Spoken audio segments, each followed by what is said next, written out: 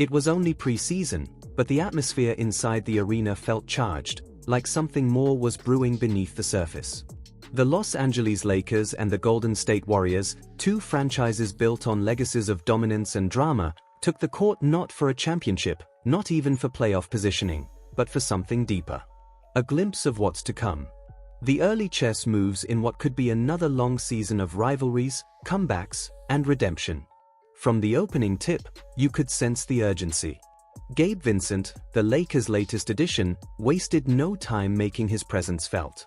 He didn't play on Friday, but tonight he was locked in, cool, composed, and firing like a man with something to prove.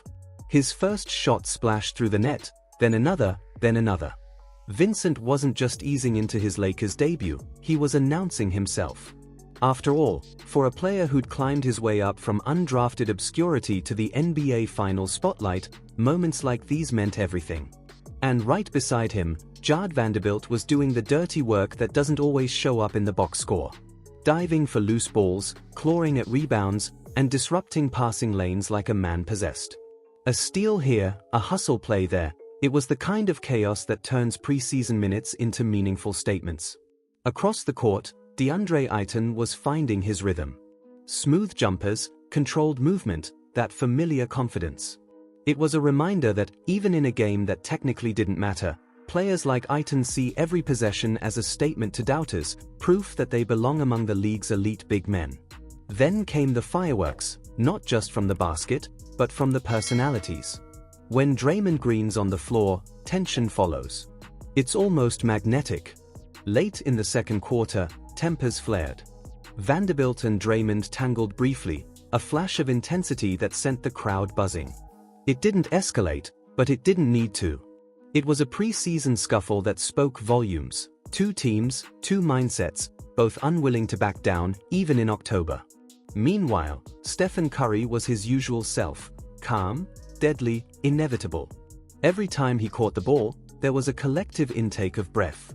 His release was lightning quick, his precision merciless. A flick of the wrist, and the net barely moved. It was preseason for everyone else, but for Curry, it looked like mid-season form. Still, the Lakers had bright spots that made fans lean forward in their seats. Vincent continued to shine, his jumper fluid, his confidence growing. Shot after shot, he reminded everyone why the Lakers went after him, a guard who could space the floor, create his own looks, and step up when the moment demanded. He wasn't just fitting in, he was leading. And then came Bronny James. Every time he touched the ball, the building hummed with curiosity. The son of a legend, wearing purple and gold, it was surreal. Late in the game, he exploded for an athletic play that brought fans to their feet, a soaring move that flashed glimpses of the potential everyone's been waiting to see. Moments like that don't need context. They speak for themselves. But if the Lakers had storylines, the Warriors had cohesion. Jonathan Kuminga was electric, smooth footwork, dazzling spins, finishing through contact with ease. Moses Moody, too, showed poise beyond his years, knocking down threes like he was shooting in an empty gym. Every rotation, every sequence, felt like part of a larger design, Steve Kerr's machine quietly recalibrating for another run. By halftime, it wasn't about the score anymore. It was about the glimpses, Ayton finding form, Curry's effortless brilliance, Vincent's confidence, Bronny's spark.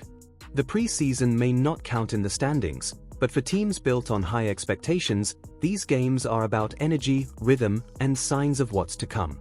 As the game moved into its final stretch, fatigue settled in, benches cleared, and the next generation got its turn under the bright lights. Nick Smith Jr. made the most of it, banking in shots, flashing creativity, and earning nods from the sideline. Moody drilled another three. The crowd, half filled with diehards and half with curious onlookers, got a taste of what the future could look like, the Warriors evolving, the Lakers retooling.